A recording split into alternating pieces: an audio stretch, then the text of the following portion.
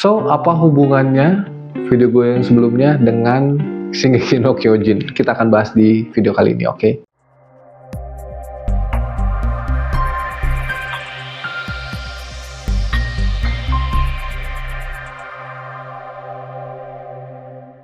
Selamat datang di channel Belajar Tiap Hari, channel dimana kita bisa mempelajari banyak hal dari berbagai kehidupan kita, karena selalu ada hal yang bisa dipelajari setiap hari.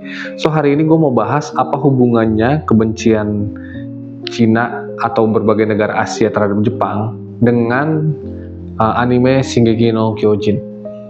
By the way, ini spoiler ya, buat teman-teman yang belum nonton Shingeki no Kyojin, please nonton dulu sampai habis, baru lu bisa ngerti apa yang gue ngomongin di video ini. Kalau belum nonton, skip, jangan nonton video ini dulu. Bener-bener gue nggak mau spoiler sama sekali Shingeki no Kyojin Attack on Titan ke teman-teman, karena film anime Shingeki no Kyojin ini segitu bagusnya, bagus banget. Dan mungkin yang gue akan utarakan di sini itu hanya salah satu representasi yang bisa diambil dari film itu. Mungkin bagi teman-teman yang sudah nonton Shingeki no Kyojin bisa ngomong hal yang lain ya, soal apa yang gue bahas gitu loh, soal apa yang terjadi di filmnya gitu. Tapi yang gue tangkep, film Shingeki no Kyojin ini dibikin oleh Hajime Isayama untuk mengutarakan hal ini, mengutarakan kebencian ya berbagai negara Asia kepada Jepang. So, kita bahas Shingeki no Kyojin dulu ya.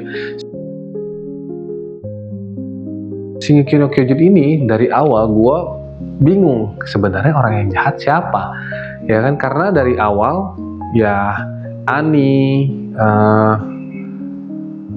Bertolt dan kawan-kawan itu dikirim untuk membunuh bangsa Eldia. Dan bagi mereka bangsa Eldia yang jahat. Tapi bagi bangsa Eldia ya Marley yang jahat, karena kita kan hidup damai-damai aja nih. Kita nggak ganggu siapa-siapa nih.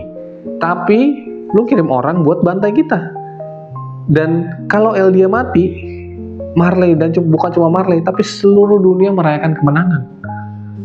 Yang happy, sekarang kita harus pilih kayaknya gitu. Yang happy ini Eldia atau bangsa di luar Eldia. Nah, di ending cerita baru ketahuan kenapa semua bangsa di luar Eldia benci banget sama Eldia. Karena zaman dulu, ratusan tahun yang lalu katanya, bangsa Eldia ini memiliki satu kekuatan yang luar biasa, namanya Titan, raksasa. Dan bangsa Eldia memakai kekuatan raksasa ini untuk menjajah seluruh bumi. Jadi seluruh bumi ini masih trauma sampai hari ini ke Eldia. Takut kalau Eldia masih akan memakai kekuatan Titan itu untuk ya meratakan bumi lagi, untuk menjajah bumi lagi. Dan demi hal itu tidak terjadi, ya Eldia harus mati seutuhnya. Dan bagi bangsa Eldia yang hidup sekarang, masalahnya bangsa Eldia yang hidup sekarang itu tidak tahu apa yang dilakukan nenek moyangnya di masa lalu.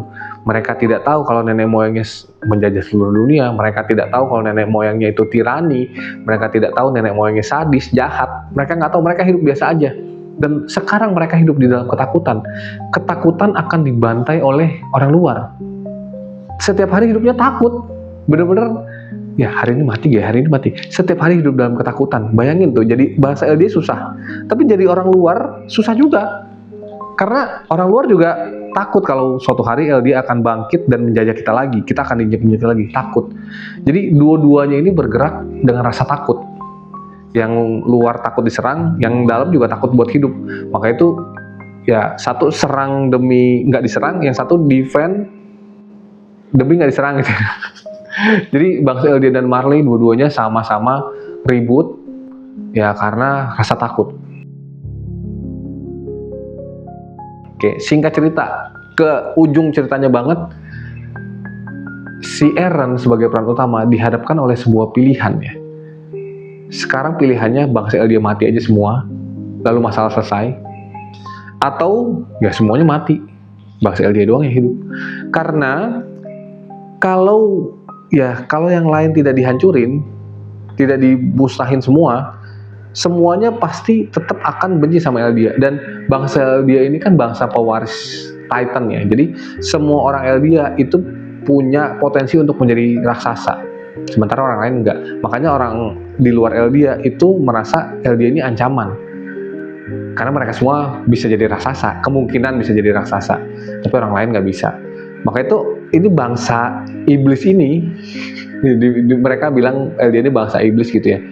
Itu bangsa yang tidak boleh hidup, mendingan mati aja, karena isinya orang yang kayak begini nih, setan semua nih. Tapi bagi bangsa dia, gue pun nggak mau jadi titan sebenarnya. Dan yang jahat ke lu kan nenek moyang gua, bukan gua. Kenapa gua harus menanggung kesalahan nenek moyang gua? Kenapa apa yang dilakukan nenek moyang gua harus gua yang bayar? Kan itu udah kejadian ratusan tahun lalu. Dan ya sekarang dunia udah baik-baik saja. Kenapa lu masih suruh gua bertanggung jawab? Kenapa lu masih mau serang-serang gua? Gua pun gak pernah cari ribut. Ya teman-temannya Eren, Mikasa dan lain itu tidak pernah menyerang dunia, tapi dunia yang nyerang mereka terus dan mereka cuma defend doang. Dan gue nggak mau spoiler Attack on Titan, tapi teman-teman bisa nonton sendiri karena bener-bener bagus. Dan jujur kalau gue ada di posisi Eren, gue pun akan melakukan hal yang sama dengan Eren.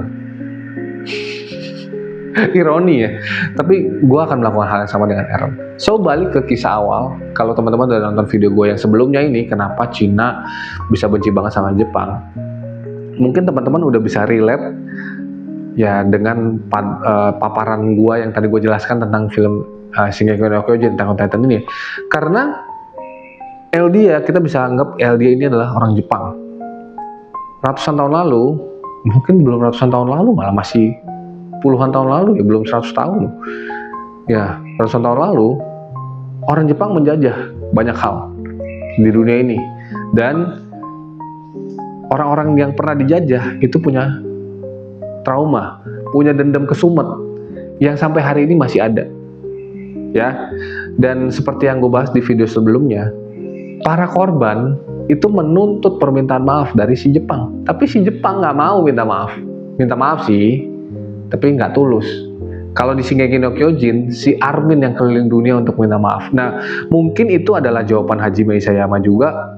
Semoga ada orang Jepang yang kayak Armin, yang mau keliling dunia untuk meminta maaf secara tulus, mengungkapkan kekecewaan dia terhadap nenek moyangnya sendiri, dan mewakili bangsanya bahwa ke depan tidak akan terjadi yang kayak gitu lagi. Mungkin Hajime Isayama pengen orang Jepang kayak Armin, tapi enggak kayaknya.